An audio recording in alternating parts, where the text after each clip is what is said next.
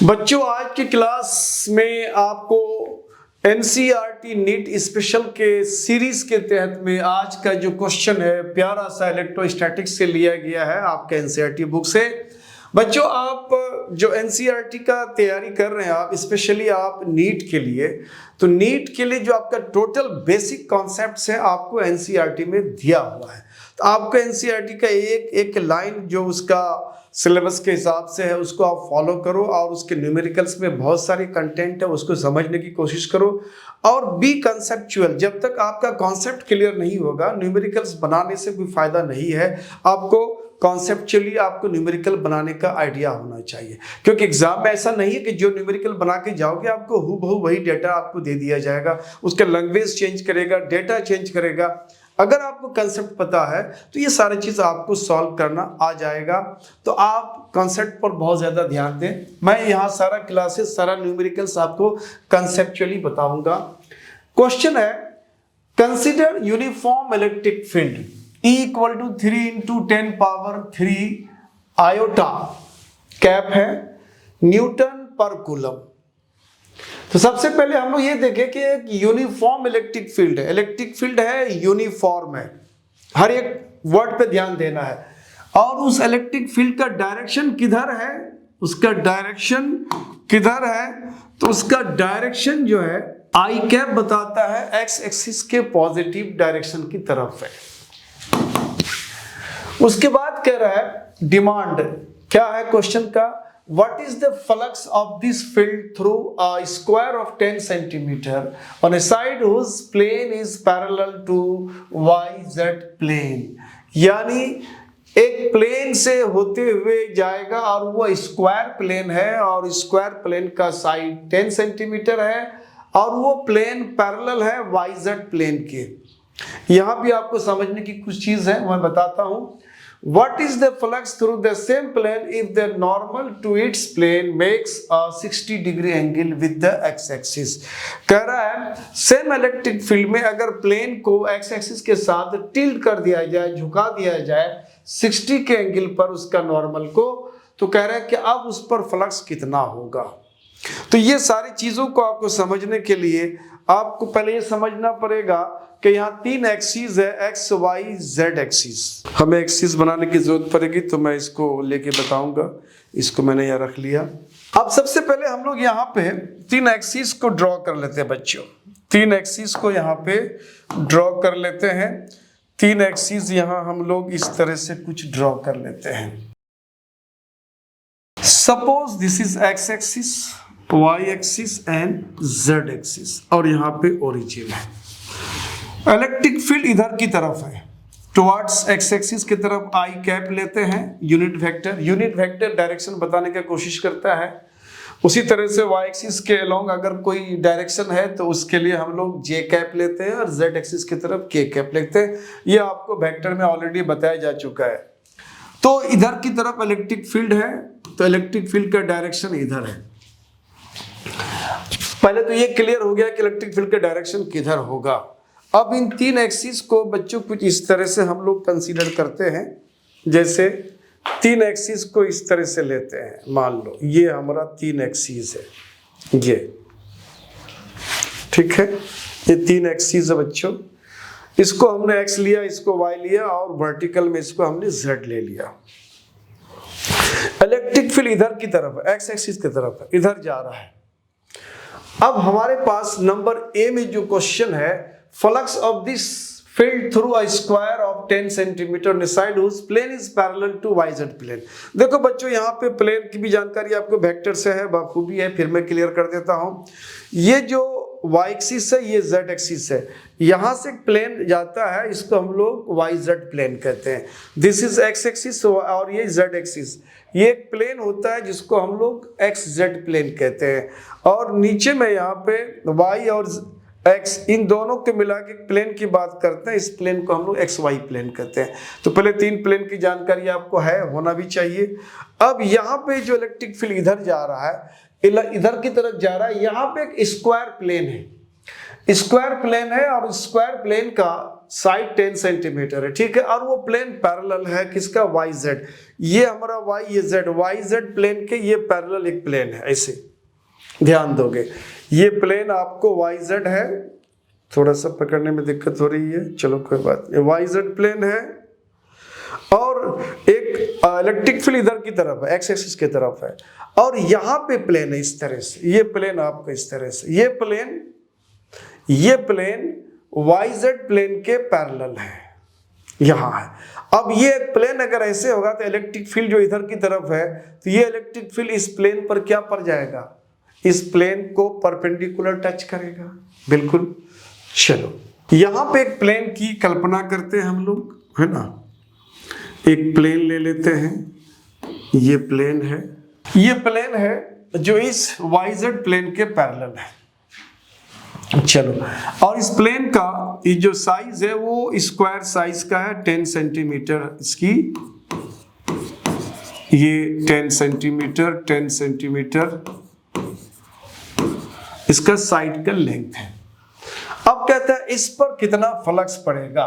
तो सबसे पहले बच्चों आप फ्लक्स के बारे में जान लो। जैसे ये कोई अगर प्लेन है, मान लो इस तरह से, तो इस प्लेन पर अगर कोई इलेक्ट्रिक फील्ड का डायरेक्शन इस तरह से पड़ रहा है, तो इस प्लेन पर हम लोग एक नॉर्मल ड्रॉ करते हैं, नॉर्मल इस तरह से इस प्लेन पर एक नॉर्मल ड्रॉ करते हैं, इसको हम लोग एन कैप से डिनोट कर सकते हैं।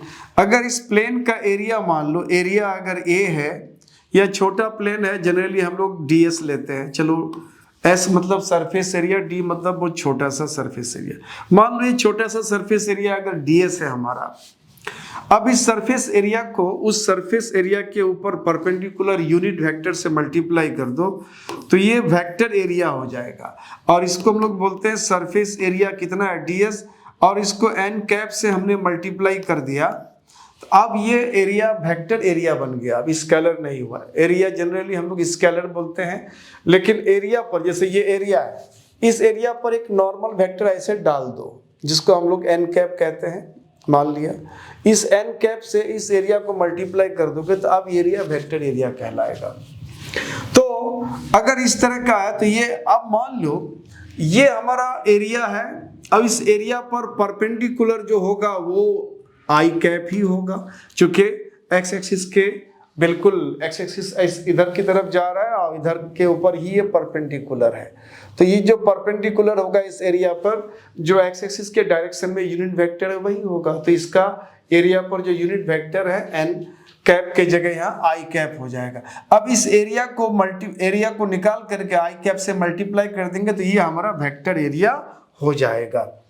अब फ्लक्स की बात जब करते हैं बच्चों, तो फ्लक्स जो होता है वो इलेक्ट्रिक फील्ड और वेक्टर एरिया या एरिया वेक्टर का डॉट प्रोडक्ट होता है, यानी दोनों का ये डॉट प्रोडक्ट होता है।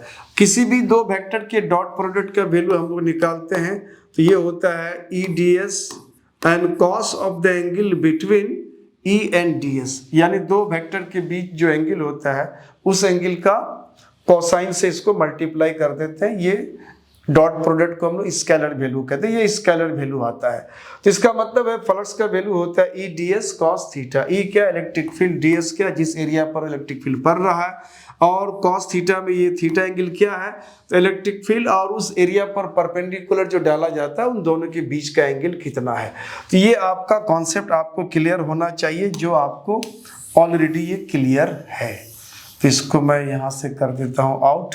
अब हम लोग इसके वैल्यूज को निकालते हैं, पहले ए का निकालते हैं। तो पहले इलेक्ट्रिक फील्ड को हम दिखा देते हैं, ये कितना है 3 × 10⁻³ आई कैप, और यूनिट होता है न्यूटन पर कूलम।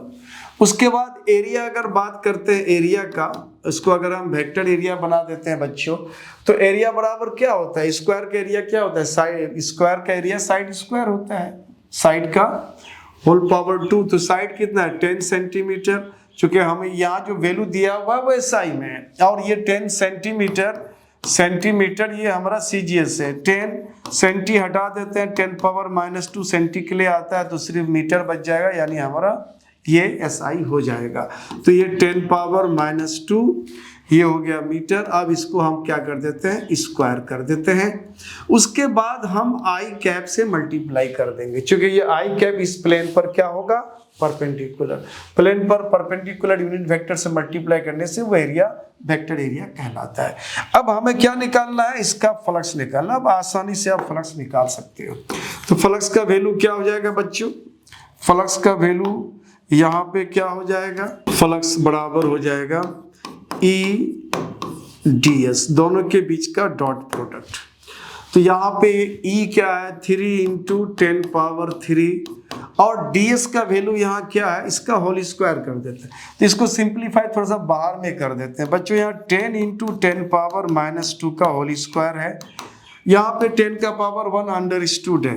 तो यहाँ बेस सेम है, 10 है, तो पावर ऐड हो जाता है। तो पावर ऐड का मतलब -2 + 1, -2 + 1 करके देखो, -2 + 1 करोगे तो क्या हो जाएगा, -1 हो जाएगा। तो 10 का पावर -1 हो गया, फिर इस पे होल स्क्वायर है, यानी 10 पावर मल्टीप्लाई -2 हो जाएगा, यानी DS का वैल्यू बच्चों हो जाएगा 10⁻⁻2। उसके बाद अब जो हमें ये डॉट दिखाना है, ये डॉट या क्रॉस वेक्टर जब भी दिखाते हैं बच्चों, ये क्रॉस या डॉट जब भी दिखाओगे वो आपको वेक्टर क्वांटिटी के बीच होता है, स्केलर को नहीं दिखाते। स्केलर क्वांटिटी जो फिगर है, स्केलर इसको ना मल्टीप्लाई कर दिया एज इट इज। अब यहाँ पे हमें दिखाना पड़ेगा इसका आई कैप है और डॉट इसका भी वेक्टर आई कैप है। तो ये हो जाएगा 3 × 10⁻+3 और -2, तो ये हो जाएगा 1। और आई डॉट आई यानी आई डॉट आई वेक्टर में आप देखोगे 1 हो जाता है, तो ये वैल्यू 1 हो गया, यानी यहाँ पे हो गया फ्लक्स का वैल्यू इस तरह से हो गया। अब फ्लक्स का वैल्यू जब निकल जाता है तो हमें इसका एरिया यूनिट बताना पड़ता है। तो बच्चों यूनिट के लिए ज़्यादा आपको टेंशन नहीं लेना है, अगर आप याद रखिए तो सो मच सो गुड, नहीं है तब यहाँ से निकाल लो। इलेक्ट्रिक फील्ड का क्या होता है, न्यूटन पर कूलम होता है, और एरिया का क्या होता है, मीटर स्क्वायर होता है। तो अब ये क्या हो जाएगा, न्यूटन पर कूलम मीटर स्क्वायर या न्यूटन मीटर स्क्वायर पर कूलम। तो यहाँ कर देते हैं न्यूटन मीटर स्क्वायर पर कूलम। तो आप इसको अच्छे से आराम से पॉज करके लिख लो बच्चों, बड़ा अच्छा क्वेश्चन है। अब आप लोगों ने इसको लिख लिया, अब हम लोग थोड़ा सा उसका बी में जो क्वेश्चन है उसको सॉल्व करते हैं बच्चों। अब बी में क्या कह रहा है, बी में कह रहा है कि ये जो हमारा स्क्वायर प्लेन है, इस प्लेन को हमने टिल्ट कर दिया, मतलब एक्स एक्सिस के साथ, अभी ऐसे है एक्स एक्सिस के साथ हमने टिल्ट कर दिया। जब इसको टिल्ट करोगे, तिरछा करोगे, तो इस पर जो परपेंडिकुलर है वो भी टिल्ट हो जाएगा। जैसे अभी ये प्लेन है इस तरह का आपको ये आपका उसका एन इस पर जो परपेंडिकुलर होता है जिसको हम आई कैप कहते हैं, तो अभी इस तरह से है क्योंकि एक्स एक्सिस पर ये परपेंडिकुलर ये प्लेन, तो इस पर परपेंडिकुलर डालोगे तो ये और एक्स एक्सिस पैरेलल हो जाएगा। तो अब इसको अगर आप टिल्ट करोगे ऐसे, तो इसका प्लेन टिल्ट जब हो जाएगा तो उसका नॉर्मल भी क्या हो जाएगा, टिल्ट हो जाएगा। नॉर्मल कितने से घूम जाता है, तो ये 60 के एंगल से घूम जाता है। अब प्लेन को अगर आपने घुमा दिया इस तरह से, प्लेन को आपने क्या कर दिया, प्लेन को आपने घुमा दिया कुछ इस तरह से। अब प्लेन आपका थोड़ा सा टिल्ट हो गया इस तरह से, इस तरह से, तो ऑब्वियसली इस पर जो नॉर्मल वेक्टर होगा जिसको एन कैप कहते हैं वो भी क्या हो जाएगा, टिल्ट हो जाएगा, वो भी टिल्ट हो जाएगा। अब ये जो एंगल बनाता है एक्स एक्सिस के साथ या इधर की तरफ हमारा आई कैप होता है, आई कैप के साथ जो यह एंगल बनाता है ये एंगल थीटा = 60 डिग्री का एंगल बनता है।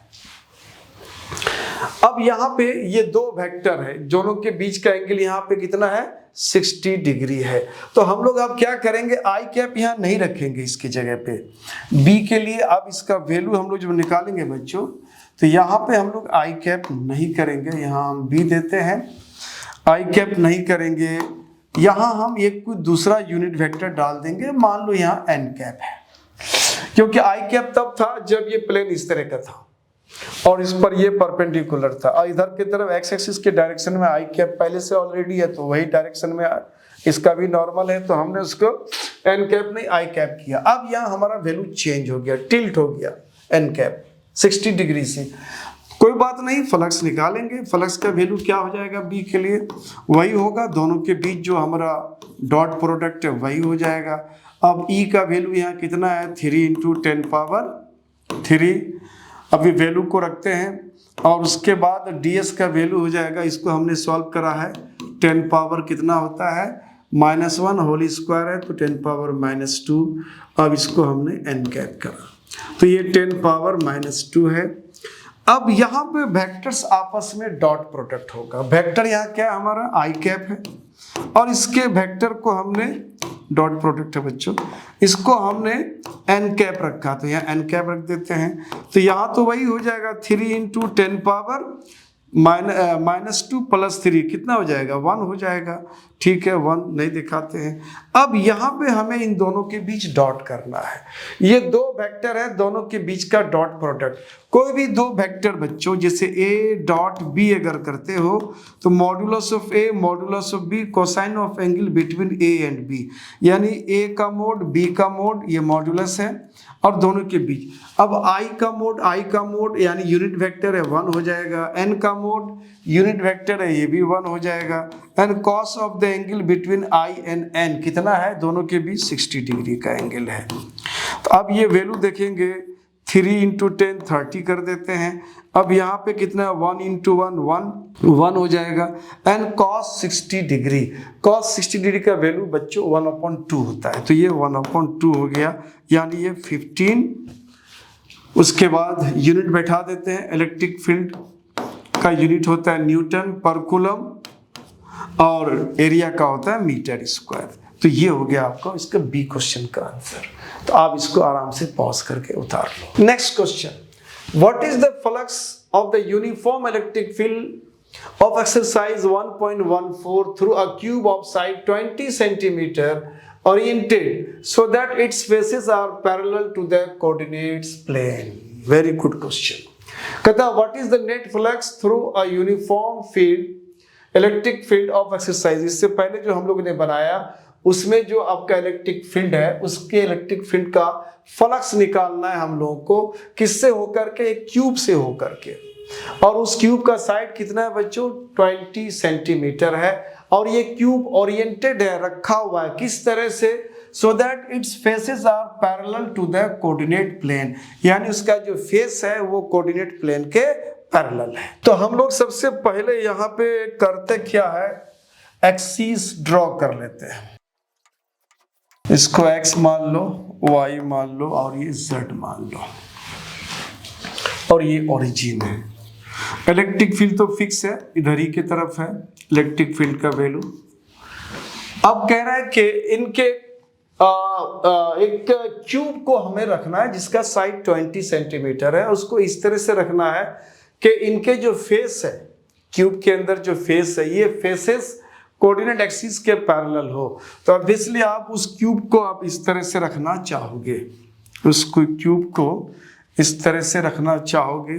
हम लोग उस क्यूब को यहाँ इस तरह से कुछ डिजाइन करते हैं, इस तरह से क्यूब होगा। चलो रफली क्यूब ऐसे बना दिया हमने।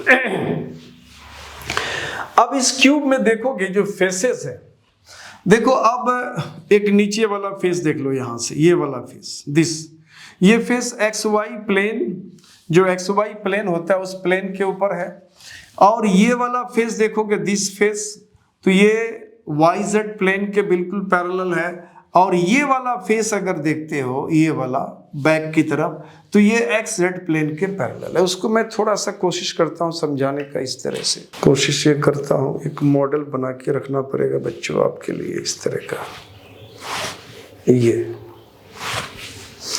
और मान लिया जाए कि ये हमारा एक क्यूब है, हालांकि क्यूब नहीं है लेकिन हम लोग मान लेते हैं। अगर ये इस तरह से रखा हो इस जगह पे, तो आप देखोगे ये वाला जो प्लेन है बच्चों, ये वाला जैसे ऐसे अगर हमने रख दिया, तो ये जो प्लेन है, ये प्लेन ये अगर हमारा Z है, X है, Y है, Z है, तो ये प्लेन हमारा कौन सा होगा, YZ प्लेन। अगर ऐसे रखते हैं तो ये वाला जो फेस है, ये फेस इस YZ प्लेन के पैरेलल होगा, और ये वाला फेस देखोगे, ये वाला फेस ये XZ प्लेन के पैरेलल होगा, और नीचे वाला फेस देखोगे ये, तो ये एक्स वाई प्लेन के पैरेलल होगा। इस तरह से ये यहाँ पे रखा हुआ है, तो हम लोग इसको इस तरह से मान के चलते हैं। अब देखो इलेक्ट्रिक फील्ड किधर से किधर जा रहा है बच्चों। इलेक्ट्रिक फील्ड आपको नजर आ रहा होगा कि ये किधर से किधर की तरफ क्रॉस कर रहा है। ये इलेक्ट्रिक फील्ड का जो वैल्यू है बच्चों, वो क्रॉस कर रहा है एक्स एक्सिस के पैरेलल जा रहा है, तो वो कुछ इस तरह से क्रॉस करके निकल जाएगा इलेक्ट्रिक फील्ड। तो इलेक्ट्रिक फील्ड का ये डायरेक्शन होगा। ये इलेक्ट्रिक फील्ड दो फेसेस को परपेंडिकुलरली चीरते हुए जाएगा। एक फेस हमारा ये है, इस फेस को चीर के जाएगा, दूसरा उसके जस्ट बैक वाला फेस ये है।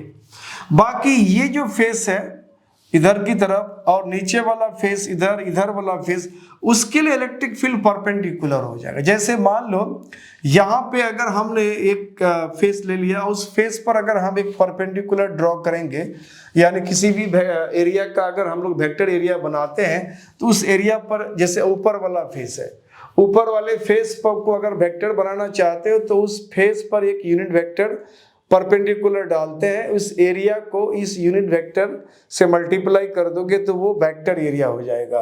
तो अब इस फेस का वेक्टर एरिया इधर की तरफ होगा, इलेक्ट्रिक फील्ड इधर की तरफ होगा, तो ये दोनों एक दूसरे पर परपेंडिकुलर होगा। जब कोई दो वेक्टर आपस में परपेंडिकुलर होता है तो उनका जो डॉट प्रोडक्ट होता है बच्चों, वो जीरो होता है, क्योंकि दोनों का मैग्नीट्यूड होगा और दोनों के बीच के एंगल का कॉस होगा। तो कॉस 90 जीरो होता है, तो ये पूरा वैल्यू जीरो हो जाएगा। तो इसका मतलब है इन फेसेस के लिए अप एंड डाउन फेस, इधर वाले फेस और उधर वाला फेस, जो ये वाला फेस और इधर वाला, इस फेस, इन फेसेस के लिए जो इलेक्ट्रिक फील्ड हमारा परपेंडिकुलर हो जाएगा, यानी उसको वेक्टर एरिया अगर लेंगे तो परपेंडिकुलर, उसका वैल्यू, फ्लक्स का वैल्यू जीरो हो जाएगा, तो वो कंसीडर हमारा नहीं होगा। तो अब कंसीडर क्या होगा, इन दो फेसेस में कंसीडर होगा। अब इन दो फेसेस में जो कंसीडर होगा बच्चों, आपको ये ध्यान देना है कि इस फेस के लिए फ्लक्स क्या इनकमिंग है और इस फेस के लिए फ्लक्स हमारा आउटगोइंग है। इस फेस के लिए फ्लक्स आउटगोइंग है, इधर के लिए ये इनकमिंग है और ये आउटगोइंग है।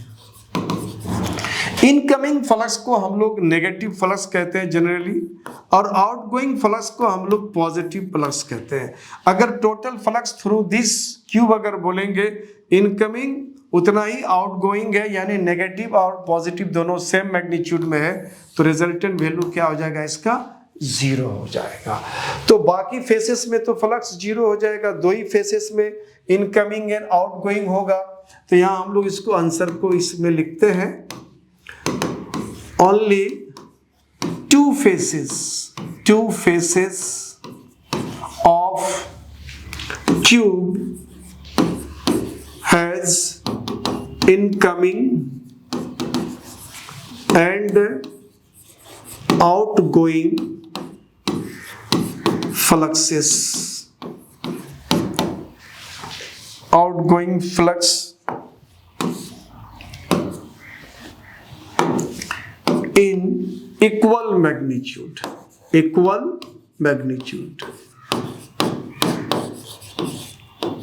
Hence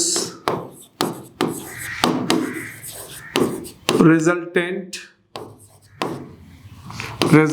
flux through Q is zero,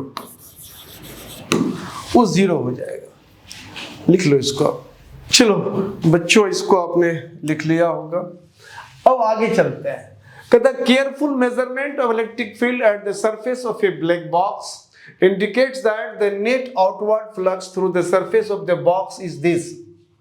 What is the net charge inside the box? If the net outward flux through the surface of the box were zero, could you conclude that there were no charge inside the box? Why or why not? Question कहता है एक black box है, उस black box से निकलने वाली जो total flux है, वो फ्लक्स का वैल्यू दिया हुआ है। Careful measurement of the electric field at the surface of the black box indicates that the net outward flux through the surface, यानी दो तरह का फ्लक्स होता है, एक होता है इनवर्ड, एक होता है आउटवर्ड। कहता है ये टोटल जो आउटवर्ड फ्लक्स दिया हुआ है वो इतना फ्लक्स दिया हुआ है, टोटल आउटवर्ड फ्लक्स इतना है। अब कह रहा है कि what is the net charge inside the box, उस बॉक्स के अंदर कितना नेट चार्ज होगा। एक चीज थोड़ा सा जानकारी का बच्चों, यहाँ पे एक ब्लैक बॉक्स का इस्तेमाल किया है। ब्लैक बॉक्स जो होता है इनफैक्ट वो एरोप्लेन में होता है, वो फ्लाइट डाटा रिकॉर्डर भी कहते हैं इसको। यानी जब वो फ्लाइट में रहता है तो सारे एक्टिविटीज उसके मशीन्स के और सारे उसके जितने भी एक्टिविटीज वो उस वक्त वो परफॉर्म करता है एरोप्लेन, वो सारे फ्लाइट एक्टिविटीज को वो रिकॉर्ड करता है। खुदा ना खास्ता कहीं अगर वो एयर क्रैश हो जाता है, मतलब कहीं दुर्घटना हो जाता है, तो उस समय क्यों दुर्घटना हुआ, क्या खराबी थी, क्या कारण था, वो सारा चीज आदमी को पता नहीं चलता है। चूंकि वो एयर क्रैश तो ऊपर में होता है, नीचे आके मलबा वगैरह गिर सकता है। तो उस समय वो जो ब्लैक बॉक्स है वो सेफ रहता है, काफी वो सेफ रहता है। तो वो ब्लैक बॉक्स तलाश करते हैं, ब्लैक बॉक्स से वो जो फ्लाइट डाटा रिकॉर्डर है वहां से सारी जानकारी उसको मिल जाता है, कारण वगैरह पता चल जाता है। चलो, तो उस तरह का ब्लैक बॉक्स से के अंदर अगर चार्ज है मान लो, तो उससे जो आउटवर्ड फ्लक्स है, तो आउटवर्ड फ्लक्स इस तरह से दिया हुआ है। और ये भी जानते हैं फ्लक्स आउटवर्ड जो होता है, पॉजिटिव चार्ज के लिए फ्लक्स आउटवर्ड होता है और नेगेटिव चार्ज के लिए फ्लक्स जो है इनवर्ड होता है। तो ऑटोमेटिकली उसके अंदर पॉजिटिव चार्ज होगा, तभी तो उसका फ्लक्स आउटवर्ड है। What is the net charge inside the box, यानी उसके अंदर नेट चार्ज कितना होगा बॉक्स के अंदर। चलो, अब हम लोग इसका आंसर तलाश करते हैं नेट चार्ज के लिए। चूंकि फ्लक्स का जो वैल्यू होता है गॉस थ्योरम से, फ्लक्स का वैल्यू होता है 1/ε0 इनटू चार्ज, ये फ्लक्स का वैल्यू होता है। तो टोटल फ्लक्स का वैल्यू दिया हुआ, हमें चार्ज निकालना है। तो चार्ज बराबर क्या हो जाएगा बच्चों, इसको थोड़ा सा आगे बढ़ाते हैं, तो चार्ज बराबर हो जाएगा दिस चार्ज इक्वल टू ये इधर मल्टीप्लाई हो जाएगा, यानी ε0 इनटू फ्लक्स। और ε0 का जो वैल्यू होता है बच्चों, थोड़ा सा उसको याद रखोगे, नहीं रखोगे तो कुछ और भी ट्रिक है, कूलम लॉ से याद कर सकते हो। ये जो ε0 का वैल्यू होता है ये 8.855 इंटू 10⁻⁻12 होता है। रही बात यूनिट का, अगर यूनिट की इसकी बात करोगे तो ये यूनिट हो जाएगा newton inverse metre inverse square coulomb square, ये उसका यूनिट होता है। ये एयर या फ्री स्पेस का एब्सोल्यूट परमिटिविटी होता है 8.855 into 10⁻12 newton inverse metre inverse square coulomb square. और अगर याद आपको ये नहीं रहे तो कूलम का जो फोर्स है वहां से इसको निकाल सकते हो। ये होता है 1/4πε0 Q1 Q2 upon R square. ये जो वैल्यू होता है बच्चों, इसको हम लोगों ने फाइनली निकाला है कितना, 1/4πε0, ये होता है 9 इंटू 10⁻9 का होता है। तो यहाँ से भी फ्लक्स का वैल्यू निकाल सकते हो, तो यहाँ से ε0 का वैल्यू निकाल सकते हैं। ε0 को अगर आप इधर कर देते हो तो 1/4π रहेगा और ये 9 इंटू 10⁻9 रह जाएगा, और ये ε0 यहाँ आ जाएगा। थोड़ा सा वैल्यू यहाँ कॉम्प्लिकेट आता है, तो मैं कहूँगा कि हो सके तो बेहतर है इसको याद रख लेना चाहिए बच्चों, ज़्यादा अच्छा रहता है, याद रख लेना चाहिए। तो अगर इसको आप याद रख लेते हो तो बड़ा आसानी से आप टाइम आपका बच जाएगा, नहीं तो फिर ये कैलकुलेशन में आना पड़ेगा।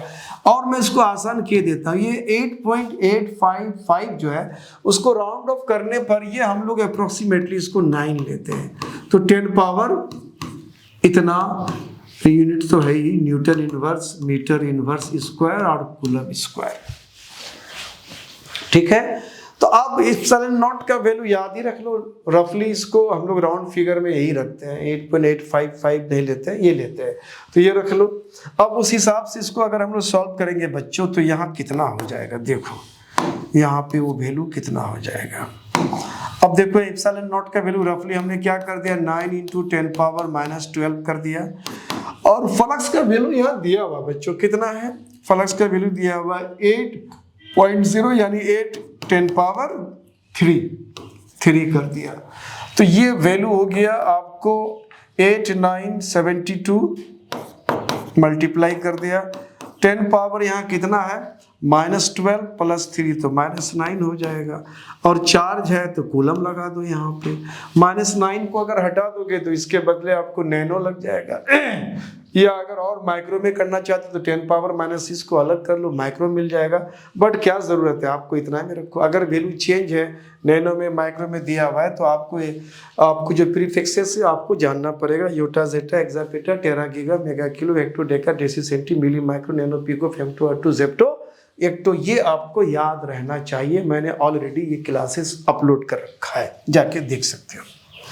तो ये आपको क्वेश्चन ए का आंसर मिल गया कि उसके अंदर इतना चार्ज है। चलो, एक क्वेश्चन का आंसर तो हम लोगों ने कर दिया। उसका एक दूसरा क्वेश्चन है बी में। बी में जो क्वेश्चन का डिमांड है उसको देखते हैं बच्चों। बी में क्वेश्चन का क्या डिमांड है?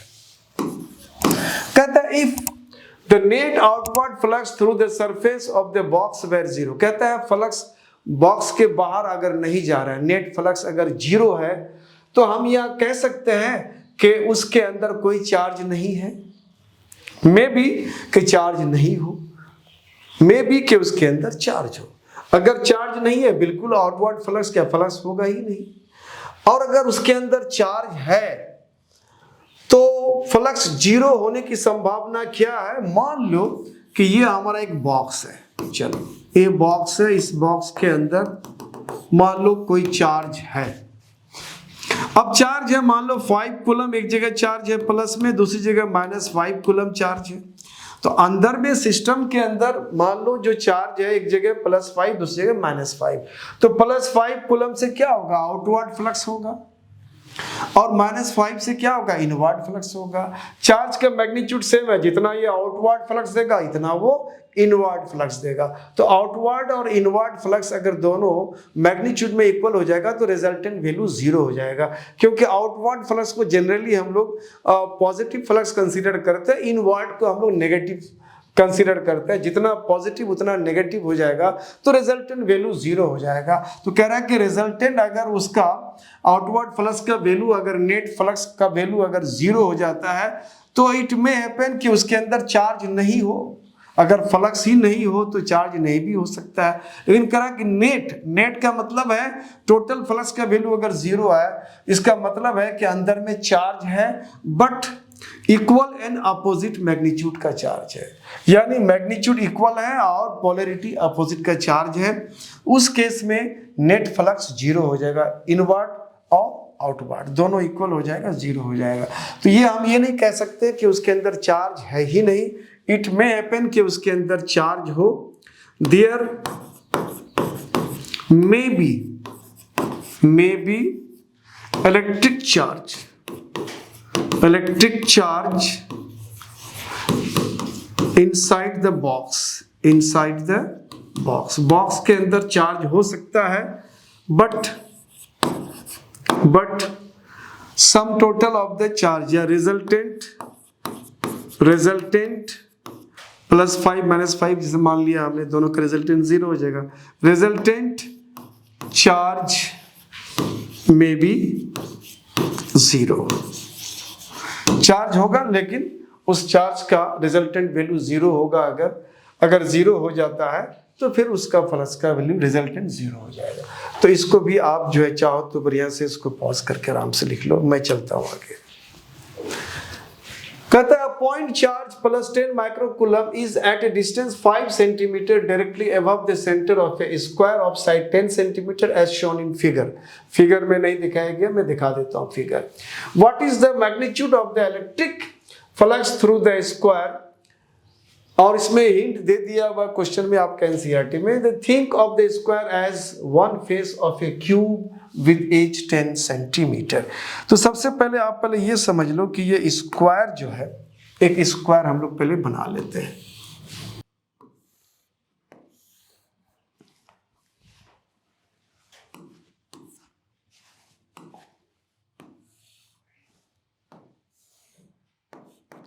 अब बोलो कि ये स्क्वायर तो है नहीं, पैरेललोग्राम है। एक्चुअली है क्या बच्चों, ये स्क्वायर ऐसे अगर रखते तो बिल्कुल ऐसे आपको ऐसे नजर आना चाहिए था, स्क्वायर टाइप का। इस तरह का स्क्वायर आपको नजर आना चाहिए था, लेकिन हुआ क्या, ऐसे नहीं रखी, इसको हमने ऐसे करके रखा। अब ये स्क्वायर का फेस ऊपर से आप देखोगे तो ये नजर आएगा, अब साइड से देखोगे थोड़ा सा टिल्टेड नजर आता है। तो ये स्क्वायर है। इसके सेंटर से 5 सेंटीमीटर डायरेक्टली एबव यहाँ पे 5 सेंटीमीटर के हाइट पर सेंटर से एक चार्ज है और पॉइंट चार्ज कितना है यहाँ पे चार्ज, ये 10 माइक्रोकूलम एक चार्ज यहाँ पे रखा हुआ है, ठीक, पॉजिटिव चार्ज है। तो कह रहा है कि इस स्क्वायर से होकर के पॉजिटिव चार्ज है, फ्लक्स जाएगा तो इस स्क्वायर से होकर के कितना फ्लक्स गुजरेगा। तो बच्चों जब भी हम लोग फ्लक्स निकालते हैं तो कोशिश करते हैं कि अगर गॉस थ्योरम का यूज कर लेंगे तो क्लोज सरफेस उस चार्ज को अगर घेर के रखता है, कोई भी क्लोज सरफेस किसी चार्ज को घेर के रखता है तो उस चार्ज से निकलने वाले टोटल फ्लक्स जो होता है उस क्लोज सरफेस से होकर के गुजरता है। तो हम लोग इसको गॉस थ्योरम का यूज करना चाहेंगे क्लोज सरफेस को लेकर के। तो कह रहा है कि हिंट भी दिया हुआ है कि इस स्क्वायर को आप एक क्यूब का एक साइड के मान लेना है, एक साइड लेते हुए चल रहा है, एक फेस मान लेना है।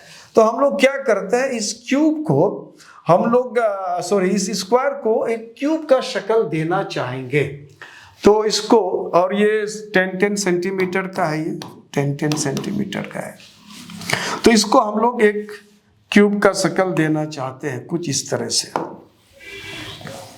तो ये थोड़ा सा ऊपर कर दिया 10 सेंटीमीटर, इसको भी ऊपर कर दिया इस तरह से मान लिया, और ये 10 सेंटीमीटर इसको भी ऊपर करा, है ना, इसको यहाँ से मिला दिया, और इसको भी थोड़ा सा ऊपर करा 10 सेंटीमीटर, यहाँ से इसको मिलाया, कलर में चेंज कर देता हूँ,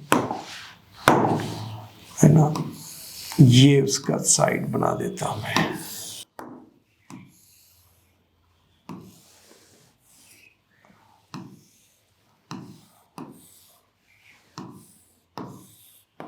इस स्क्वायर को हम लोग एक फेस मान करके हम लोगों ने क्या बना दिया, क्यूब बना दिया।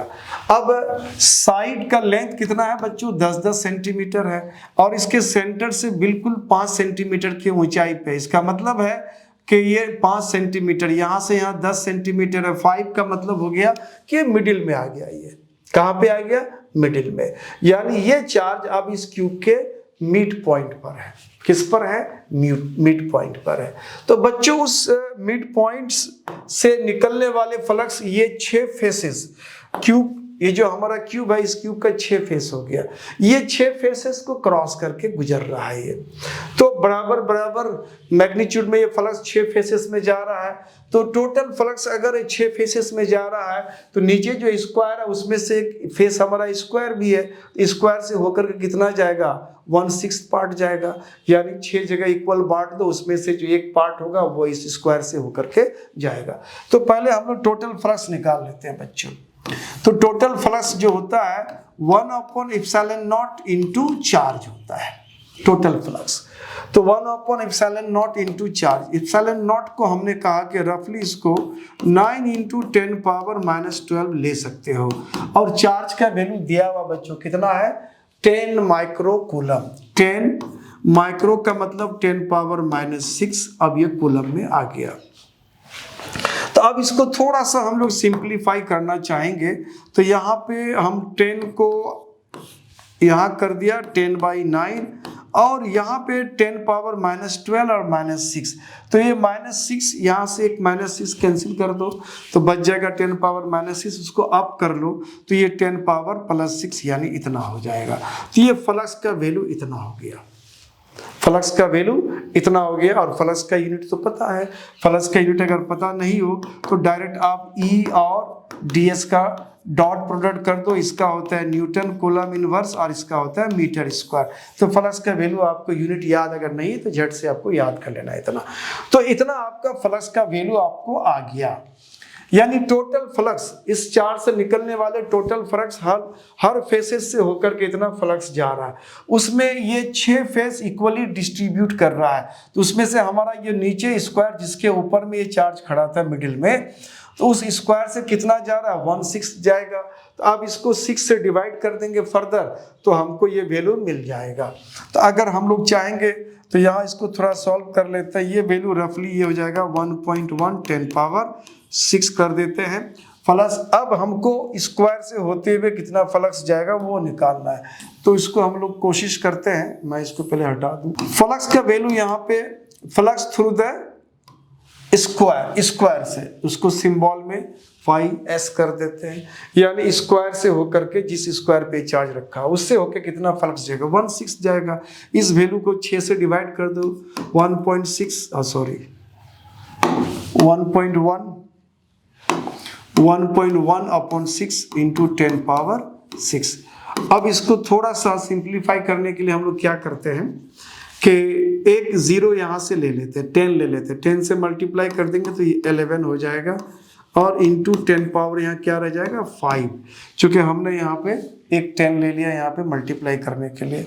तो यहाँ पे हमारा वैल्यू आ गया बच्चों,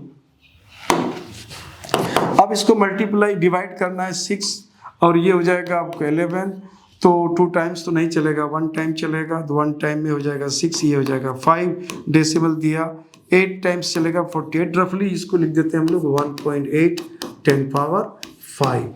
अब यूनिट डाल दो बच्चों, फ्लक्स का यूनिट डाल दो, फ्लक्स का यूनिट क्या हो जाएगा, तो फ्लक्स का यूनिट हो जाएगा newton coulomb inverse metre inverse square. ये उसका आंसर हो गया बच्चों, ठीक है।